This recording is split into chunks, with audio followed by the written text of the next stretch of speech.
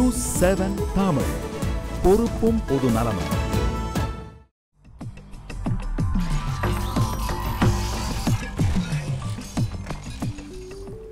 சிறிய இடைவெளிக்கு பிறகு மீண்டும் கேள்வி நேரம் நிகழ்ச்சிக்கு உங்களை மிகுந்த அன்போடு வரவேற்கின்றேன். இந்திய ரூபாய் நோட்டுகளிலிருந்து மகாத்மா காந்தியினுடைய படத்தை நீக்க வேண்டும் என்ற ஒரு கருத்தை இந்து மகாசபா முன்வைத்திருக்கிறது. அந்த தளத்தில் பேசிக்கொண்டிருக்கணும். அதை நீங்கள் ஒரு விஷயத்தை சொன்னீங்க. இதை ஏன் காங்கிரஸ் ஆட்சியிலேயே கொண்டு வந்தார்கள், அல்லது இது அவருடைய தனிப்பட்ட பிரச்சனை, இந்த மாதிரியான விஷயங்களை வைக்கின்ற பொழுது சமீப காலமாக இது இன்றைய ஒரு விவகாரமாக மட்டுமே சுருக்கி பார்த்து விட இயலாது அப்படிங்கிறதுக்காக பேசுகிறேன். தொடர்ச்சியாக இந்த தேர்தல், நாடாளுமன்ற தேர்தல் காலத்திலிருந்து பேசப்பட்ட, ஏற்கனவே இது குறித்து நாம் இங்கே ஒரு செய்தி தொகுப்போடே கூட இது குறித்து விவாதித்திருக்கின்றோம். மோடியை ஆதரிக்காதவர்கள் தேர்தலுக்கு பிறகு பாகிஸ்தான் செல்ல வேண்டியிருக்கும். பாஜகவினுடைய தலைவர் கூறிய, கிரிராஜ் சிங் கூறிய கருத்து மிகப்பெரிய சர்ச்சையை ஏற்படுத்தியது, அனைவருக்கும் தெரியும். எல்லாம் பகிரங்கமாக ஊடகங்களில் பேசியது.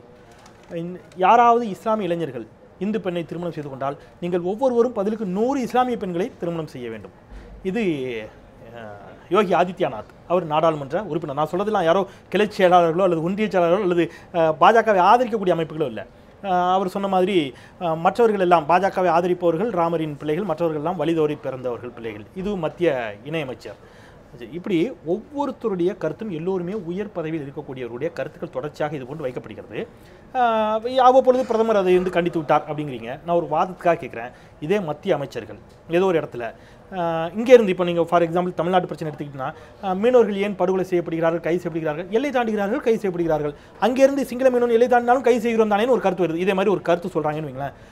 ஏன் இந்திய ராணுவத்தினுடைய வீரர்கள் சுட்டுக் கொல்லப்படுகிறார்கள், இவர்கள் எல்லை தாண்டுகிறார்கள், பாகிஸ்தானுக்கு போகிறார்கள், அதனால் சுட்டுக் கொல்லப்படுகிறார்கள். அப்துல் கசாப்பை தூக்கிலிட்டது தவறு, அப்சல் குரு தேச தியாகி, இது போன்ற கருத்துக்களை எல்லாம் சொல்லிவிட்டால் பிரதமர் ஜஸ்ட் லைக் கண்டிச்சுட்டு விட்டுருவாரா? அல்லது பாஜக இப்போ நீங்கள் சொன்ன மாதிரி நான் கண்டிக்கிறேங்க அப்படின்ட்டு போயிடுவீங்களா? இல்லது இது ஒரு மிகப்பெரிய பிரச்சனையாக்கப்படுமா? இப்போது இது ஒரு அவர் தான் சொன்னார், ஒரு ஓப்பன் அஜெண்டாவாகவே இருக்கிறது அப்படிங்கிற ஒரு கேள்வி முன்வைக்கிறார்ல.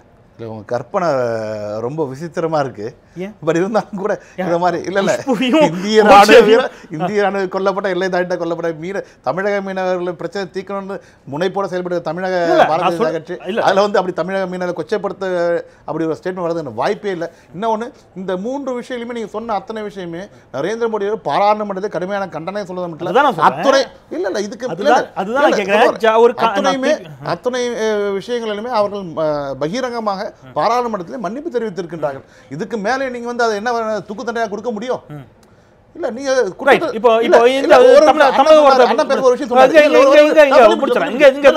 ராஜீவ் காந்தியினுடைய படுகொலையை மையப்படுத்தி இங்கே 3 தமிழர்களுடைய கழுத்தில் இன்றைக்கும் தூக்கு கயிறு தொங்கிக் கொண்டே இருக்கிறது. தமிழக அரசு ஏகமனதாக ஒரு முடிவு செய்து, உச்சநீதிமன்றம் சொல்கிறது, நீங்க தமிழக அரசினுடைய கையில் இருக்கிறது, இங்க விடுதலை செய்யலான்னு சொன்ன பிறகு, விடுதலை செய்ய வேண்டும் என்ற பிறகு அப்பொழுது ஐக்கிய முற்போக்கு கூட்டணி அரசு தான் அதை மறுக்கிறார்கள். இன்றைக்கு மீண்டும் அவர்களுக்கு மேல்முறையீடு செய்து அவருடைய மரண தண்டனை நிறுத்தி வைக்கப்பட்டிருக்கிறது. அப்படியே இருக்கிறாங்க, மரண தண்டனை கைதிகளாக இருக்கக்கூடிய ஒரு சூழல் இருக்கின்றது அப்படின்னு சொன்னா, நான் கேட்கிறேன், இன்றைய பாஜக ஏன் தூக்கு தண்டனையா கொடுக்கணும்னு சொல்லி கண்டிச்சிடலாம். ஒரு ராஜீவ் படுகொலையை நாங்கள் கண்டிக்கிறோம், விடுதலை புலிகள் செய்து தவறு, அந்த நாகரிகமான வேலையை பாரதிய கட்சி செய்யாது.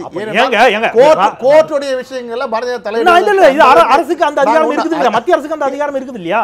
மத்திய அரசாங்கம் எங்க சார் இருக்குது? இருக்குதுங்க, ஜனாதிபதி தான் இருக்குது. ஆமாங்க, ஜனாதிபதி யார் போடக்கூடிய அதிகாரம் ஜனாதிபதி மத்திய அரசாங்கம் இல்ல. இது ஒண்ணு ஸ்ரீலங்கா கிடையாது. ஸ்ரீலங்காவுல எல்லா அதிகாரத்தையும் சுப்ரீம் கோர்ட் அதிகாரத்தை இவரு நான் தெளிவாக சொல்றேன்.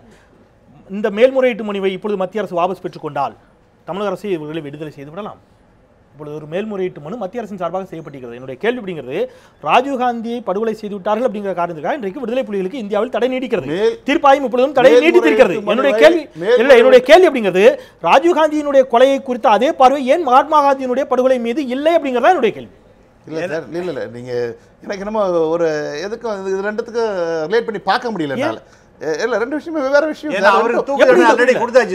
எப்படி புரியல சொல்லுங்க. இல்ல, அங்க குற்றம் செய்து தண்டிக்கப்பட்டிருக்கிறார். அவர் வாலண்டரி அவரே என்ன தூக்கல போடுங்கன்னு ஏத்துக்கிட்டார். ரைட், அதுதான் நான் கேக்குறேன். அந்த அமைப்பு அதை ஆதரித்து இன்றைக்கு தீர்ப்பாயம் சொல்லக்கூடிய விஷயம் ஒரே ஒரு கருத்து நான் பதிவு பண்ணி அதுக்கப்புறம் நீங்க கேள்வி கேளுங்க.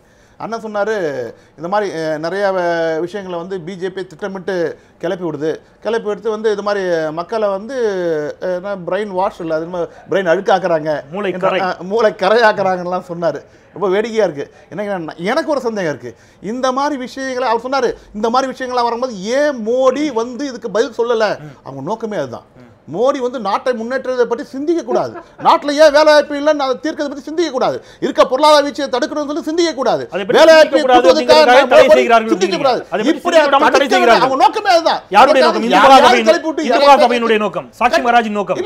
அவங்க தான் இதெல்லாம் பண்றாங்க. நாட்டை முன்னேற விடக்கூடாது என்று சிந்திக்கிற காங்கிரஸ் கட்சியாகட்டும், கம்யூனிஸ்ட் கட்சியாகட்டும், அல்லது எந்த எதிர்க்கட்சியாகட்டும், இவர்கள் மோடியை களங்கப்படுத்த வேண்டும், மோடியை செயலிழக்க செய்ய வேண்டும். ஏன்னா இன்றைக்கு ரொம்ப நாளைக்கு 67 ஆண்டுகளில் செயல்மிக்க செயலாற்றமிக்க நீங்க சொன்ன இதே வாசகங்கள், நீங்க சொன்ன இதே வாசகங்கள் இப்படியே இடம்பெற்றிருந்தன. இதே வாசகங்கள் ஒரு வரி விடாமல் இடம்பெற்றிருந்தன துக்ளக் பத்திரிகையில். அதனுடைய தலையங்கத்தில் குறிப்பிடுகிறார், மோடி நாட்டை பற்றி சிந்தித்துக் கொண்டிருக்கிறார், முன்னேற்றத்தை பற்றி சிந்தித்துக் கொண்டிருக்கிறார், அவரை நாட்டை பற்றி சிந்திக்காமல் கூடாது என்று யார் சிந்திக்கிறார்கள் அப்படின்னு சொல்றாருன்னா RSS போன்ற இயக்கங்கள். அவர் குறிப்பிட்டது, நான் சொல்ல. மோடியினுடைய மிக நெருங்கிய நண்பர் துக்ளக் சொன்ன தலையங்கத்தில் இருக்கிறது. இவரை சிந்திக்க விடாமல் தடுப்பதற்காகவே, மோடி பெயர் வாங்கி விடுவார் என்று தடுப்பதற்காகவே உள்ளிருந்தே சிலர் மோடிக்கு எதிராக இது போன்ற செயல்களை செய்கிறார்கள். நீங்க சொல்ற மாதிரி அப்படி இருந்து RSS செய்யறாங்கன்னா இந்த கேள்வி RSS தான் கேட்பாங்க. ஏன் மோடி வாய் தந்து பேசல கேட்பாங்க. அவர் கேட்கல. யார் RSS வந்து இதுக்கு மோடி ஏன் பதில் சொல்ல கேட்கல, பாராளுமன்றத்துக்கு விலகம் கொடுக்கலையான்னு கேட்கல. கேட்பவர்கள் கம்யூனிஸ்ட் கட்சிக்காரர்களும் காங்கிரஸ் காரர்களும். இவங்க தான் மோடி நடந்துவிடக்கூடாது, நாடு முன்னேற்றம் நடந்துவிடக்கூடாது தடுப்பதற்காகவே. மிஸ்டர் ஆதவன், இந்து மகாசபாவும் RSSம் ஒன்றும் கிடையாது. RSS இதுக்கு சம்பந்தமே இல்லாதது.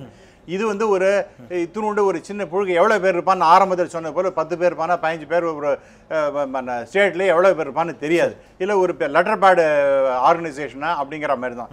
அவன் 4 பேர் சொன்னாங்கிறது அர்த்தம் கிடையாது. அதே அதுதான் நான் திருப்பி கேட்குறேன். நான் எளிமையாக கேட்குறேன், அதைத்தான் நான் திருப்பி கேட்குறேன். விடுதலை புலிகள் முற்றிலுமாக அழித்தொழிக்கப்பட்டு விட்டார்கள் அப்படிங்கிறது அத்தனை பேருடைய வாதமாக இருக்கிறது. ரைட், விடுதலை புலிகள் இல்லவே இல்லைங்கிறது எல்லோருடைய வாதமாக இருக்கிறது.